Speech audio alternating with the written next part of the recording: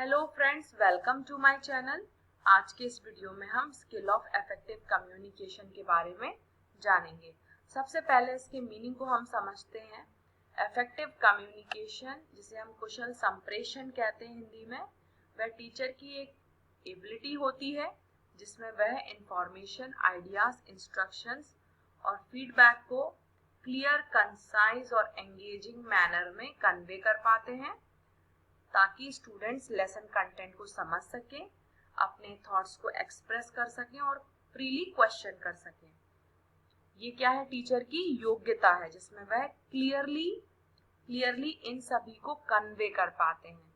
जब teacher clearly information, ideas, instructions और feedback को कन्वे करते हैं तो स्टूडेंट्स ज्यादा लेसन कंटेंट को समझ पाते हैं, अपने थॉट्स को एक्सप्रेस कर पाते हैं और फ्रीली क्वेश्चन कर पाते हैं। इसमें 3 और एबिलिटीज को इंक्लूड किया जाता है, वो है listening actively to students, responding appropriately and fostering a positive classroom environment. Teacher को कन्वे करने के अलावा स्टूडेंट्स को भी एक्टिवली सुनना होता है, उनके क्वेश्चंस को अप्रोप्रिएटली रेस्पॉन्ड करना होता है और क्लास में एक पॉजिटिव एनवायरनमेंट क्रिएट करना होता है। इन सभी से स्टूडेंट्स की लर्निंग एनहांस होती है। आइए अब हम इसको सेंटेंस के फॉर्म में समझते हैं।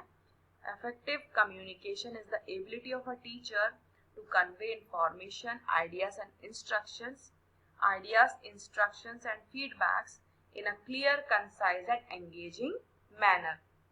This skill ensures the students understanding the lesson content, feel motivated to participate and are able to express their own thoughts and questions freely. It also involves listening actively to the students, responding appropriately, and fostering a positive classroom environment that supports learning.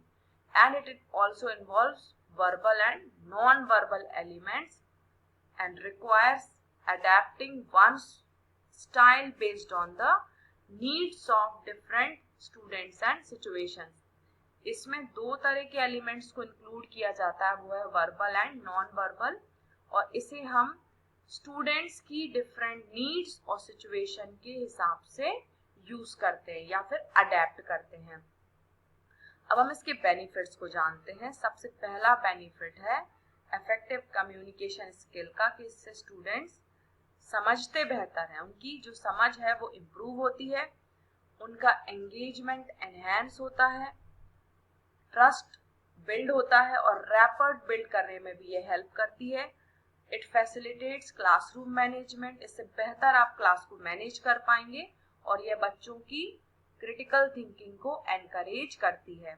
अब हम इसके components को discuss करेंगे। सबसे पहला component है जो most important है, वो है टीचर को स्टूडेंट के लेवल के हिसाब से सिंपल, जिसको हम हिंदी में सरल बोलते हैं, सरल, स्पष्ट और संक्षिप्त भाषा का प्रयोग करना चाहिए। इसमें कुछ भी अनावश्यक शब्दों का इस्तेमाल नहीं करना चाहिए। जब हम इन तीन कंपोनेंट्स को यूज करते हैं तो स्टूडेंट्स क्लियरली मैसेज को समझ पाते हैं और जैर्गन, कॉम्प्लेक्स टर्म्स और एम्बिगुअस लैंग्वेज को हमें अवॉइड करना चाहिए। इसका मतलब है उलझन वाले शब्द, जटिल शब्द या फिर अस्पष्ट शब्द का प्रयोग तब तक ना करें जब तक जरूरी ना हो, और कम्युनिकेट करते समय एग्जाम्पल्स प्रोवाइड करें, इलस्ट्रेशंस दिखाएं या कुछ एनालॉजीज को यूज करें जब आपको कोई डिफिकल्ट कॉन्सेप्ट क्लियर करना हो। इससे उनकी अंडरस्टैंडिंग को सपोर्ट मिलता है। नेक्स्ट कंपोनेंट है एक्टिव लिसनिंग। जब आप कम्युनिकेट कर रहे हैं और स्टूडेंट से कोई क्वेश्चन पूछते हैं तो उसको ध्यान से सुने। जब आप ध्यान से सुनते हैं तो आपको समझ में आता है कि स्टूडेंट्स इंटरेस्ट ले रहे हैं और रेस्पॉन्ड कर रहे हैं। आपको फॉलो अप क्वेश्चंस भी पूछना चाहिए ताकि आप स्टूडेंट्स की अंडरस्टैंडिंग, व्यू पॉइंट्स को सुन सकें और उनके जो भी डाउट्स हैं उनको क्लियर कर सकें। और स्टूडेंट्स को एक बेहतर फील कराने के लिए उन्होंने जो आंसर्स दिए हैं उनको पैराफ्रेज करें या समराइज करें ताकि आप उनको कंफर्म कर सके कि आप उनको समझ रहे हैं, जो वो बोल रहे हैं उसको आप समझ रहे हैं। तीसरा कंपोनेंट है प्रोवाइड फीडबैक एंड रीइंफोर्समेंट। समय समय पर बच्चों की लर्निंग को रीइंफोर्स करने के लिए हमें स्पेसिफिक और कंस्ट्रक्टिव फीडबैक देना चाहिए, और इससे क्या होगा कि उनकी लर्निंग रीइंफोर्स होगी और इम्प्रूवमेंट्स ज्यादा आपको देखने को मिलेंगे। जब वे सही उत्तर देते हैं तो उनको रीइंफोर्स करिए and offer support and guidance for incorrect one. जब वो आधा सही आधा गलत आंसर देते हैं या पूरी तरह से इनकरेक्ट आंसर देते हैं तो आप उनको सपोर्ट और गाइडेंस प्रोवाइड कीजिए in a positive way, in a non judgemental way. Reinforcement दो तरह से दिया जा सकता है, वर्बल और नॉन वर्बल। दोनों ही मेथड्स को आप यूज कीजिए, जैसे कि सर हिलाना, स्माइल करना या एनकरेजिंग वर्ड्स को यूज करना। नेक्स्ट कंपोनेंट है नॉन वर्बल कम्युनिकेशन। इसमें हम वर्ड्स के फॉर्म में बोलते नहीं है, बस जेस्चर से दर्शाते हैं कि that I am happy with your response, जो वो रेस्पॉन्स दे रहे हैं उससे मैं खुश हूँ, या फिर अपनी असहमति भी नॉन वर्बल फॉर्म में आप एक्सप्रेस कर सकते हैं। In this you can use body language, gestures, facial expression, eye contact and posture to convey engagement, encouragement and attentiveness। आप जो engagement है उसको convey करने के लिए, बच्चों को encourage करने के लिए, attentiveness को convey करने के लिए आप body language, gestures, facial expression, eye contact और posture का use कर सकते हैं। नेक्स्ट है maintaining appropriate proximity and movement around the class. Class में बच्चों के समीप जाइए, क्लास में मूव करिए, जिससे आप अटेंशन को मैनेज कर पाएंगे और एंगेजमेंट को मैनेज कर पाएंगे। बच्चों को सिखाने के लिए एंगेज करना बहुत जरूरी होता है, उनकी लर्निंग को और बढ़ाने के लिए अटेंशन को मैनेज करना पड़ता है। इन दोनों के लिए आप नॉन वर्बल कम्युनिकेशन को इफेक्टिवली यूज कर सकते हैं। नेक्स्ट कंपोनेंट है एडेप्टेबिलिटी। ये बहुत ही जरूरी है। आप बच्चों की लर्निंग स्टाइल सिचुएशन के हिसाब से अपनी कम्युनिकेशन स्टाइल को एडजस्ट कीजिए, तभी उनकी अंडरस्टैंडिंग एनहेंस होगी। For example, speaking slower for complex topics और मोर फॉर्मली ड्यूरिंग असेसमेंट्स। जब आप कोई जटिल टॉपिक को पढ़ाने जा रहे हैं तो आराम से बात करिए ताकि वो ठीक से सुन पाए। स्पीकिंग स्लोअर, धीरे से बात करिए और धीरे धीरे समझाइए ताकि उनको एक एक पॉइंट समझ में आए। और जब आप असेसमेंट्स लें तो ज्यादा फॉर्मल लैंग्वेज का यूज करिए और कई मीडिया और टूल्स का यूज करिए, जैसे visual aids, technology, group activities, ताकि उनकी समझ और बेहतर हो। तो adaptability is also an important component. Next is questioning technique.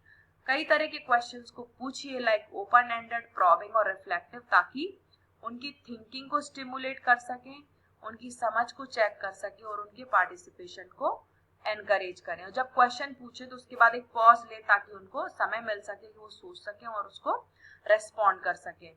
Encouraging all students to participate by creating a safe and inclusive environment. ये भी बहुत जरूरी है। कुछ बच्चे कभी रेस्पॉन्ड करते ही नहीं है, तो आपको क्या करना है, उनको भी एनकरेज करना ताकि वो भी क्लास में पार्टिसिपेट करें। आपको सेफ और इंक्लूसिव एनवायरनमेंट क्लास में क्रिएट करना है, जिससे सभी स्टूडेंट्स एक्टिवली पार्टिसिपेट कर सके। Next is encouraging interaction. Class में जितना आप इंटरेक्शन एनकरेज करेंगे उतनी उनकी लर्निंग प्रमोट होगी। Promoting classroom discussions, group works and peer interactions to enhance communication skill। आपकी communication skills के साथ आपको students की communication skills भी build करनी है। उसके लिए आपको discussion कराने चाहिए, group work कराने चाहिए और peer interaction कराना चाहिए। इससे क्या होता है, जब वो बात करेंगे तो उनकी communication skills भी enhance होगी। inclusive language को use करिए, सभी बच्चों को एड्रेस करिए ताकि वो महसूस करें कि उनको भी क्लासरूम की लर्निंग और टीचिंग प्रोसेस में इन्वॉल्व किया जा रहा है। नेक्स्ट है एम्पैथी एंड इमोशनल अवेयरनेस। आप एम्पैथी को डेमोन्स्ट्रेट कीजिए, अंडरस्टैंडिंग को डेमोन्स्ट्रेट कीजिए। और उनको ये बताइए कि आप उनकी फीलिंग, थॉट्स और एक्सपीरियंस को समझ रहे हैं। एम्पैथी का मतलब होता है समानुभूति। ये एक ऐसी योग्यता है जिसमें आप दूसरों की फीलिंग्स और थॉट्स और एक्सपीरियंस को समझ पाए हैं। तो इसको आपको क्लास में डेमोन्स्ट्रेट करना होगा ताकि स्टूडेंट्स कनेक्टेड फील कर सके। उनके जो इमोशंस हैं उनको पहचानिए और उनको मैनेज करिए ताकि क्लास में एक सपोर्टिव लर्निंग एनवायरनमेंट आप क्रिएट कर सकें। अब हम कुछ एग्जाम्पल्स को जानते हैं कि क्लास में मान लीजिए आपको कोई नया टॉपिक पढ़ाना है, तो उसमें आप कौन से कंपोनेंट्स को यूज करेंगे। मान लीजिए आप फ्रैक्शंस पढ़ाने वाले हैं और ये टॉपिक बच्चों के लिए नया है, तो आप उसको बिल्कुल स्पष्ट रूप में समझाएंगे ताकि हर बच्चा उसको समझ सके। आप नॉन वर्बल कम्युनिकेशन का भी यूज करेंगे, आप विजुअल एड्स दिखाएंगे ताकि बच्चे फ्रैक्शंस के कॉन्सेप्ट को क्लियरली समझ सकें। आप कॉन्सेप्ट को इलस्ट्रेट भी कर सकते हैं, कुछ फिजिकल ऑब्जेक्ट्स भी आप क्लास में लेकर आ सकते हैं। और जब स्टूडेंट से क्वेश्चन पूछेंगे तो उनको फीडबैक दीजिए और सही आंसर के लिए उनको रीइंफोर्स करिए। नेक्स्ट सिचुएशन है क्लासरूम डिस्कशन को आप कैसे मैनेज करेंगे। इसमें कौन कौन से कंपोनेंट्स को आप यूज करेंगे, जैसे क्वेश्चनिंग टेक्निक। कभी कभी हमें डिस्कशन शुरू करने के लिए या स्टूडेंट्स को की थिंकिंग को स्टिमुलेट करने के लिए हमें ओपन एंडेड क्वेश्चन पूछने पड़ते हैं। तो आप सबसे पहले डिस्कशन से पहले ओपन एंडेड क्वेश्चन क्लास में रखेंगे और जब स्टूडेंट्स उसके ऊपर डिस्कस कर रहे होंगे, अपने थॉट्स को वो शेयर करेंगे, तो आप एक्टिवली सुनिए और नॉन वर्बल कम्युनिकेशन भी यूज करिए, लाइक सर को हिलाना, आई कांटेक्ट बनाना, ताकि आप उनको दिखा सके कि आप उनको एक्टिवली सुन रहे हैं। और encouraging interaction, the teacher encourages other students to build on or challenge the ideas presented। आप स्टूडेंट्स के इंटरेक्शन को एनकरेज करिए, आप स्टूडेंट से कहिए कि वो डिस्कशन में पार्टिसिपेट करें और आइडियाज को चैलेंज करें और या फिर फॉस्टरिंग अ डीपर डिस्कशन या गहराई से चर्चा करें। तो इन सभी के लिए आप स्टूडेंट्स को एनकरेज कर सकते हैं। नेक्स्ट एग्जाम्पल है, यदि आपको स्टूडेंट्स को फीडबैक प्रोवाइड करना है उनके प्रोजेक्ट के ऊपर, तो आप उनको कंस्ट्रक्टिव फीडबैक प्रोवाइड करिए जो उन्होंने प्रोजेक्ट बनाया है उसके ऊपर, ताकि आप दर्शा सकें कि that you are happy with that project और स्टूडेंट्स को के इम्प्रूवमेंट को और मतलब प्रमोट कर सके। नेक्स्ट आप नॉन वर्बल कम्युनिकेशन भी यहाँ पर यूज कर सकते हैं, लाइक आप the teacher maintains a warm encouraging and facial expression, मतलब और आप स्माइल कर सकते हैं उनके अच्छा प्रोजेक्ट को देखकर। आप फीडबैक प्रोवाइड करने के लिए नॉड कर सकते हैं या फिर आप सपोर्ट और एनकरेजमेंट को शो कर सकते हैं। So we have understood the effective communication skills meaning in today's class. We have understood the benefits of effective communication and the various components, and also some of the examples where we can use these components. Thank you so much.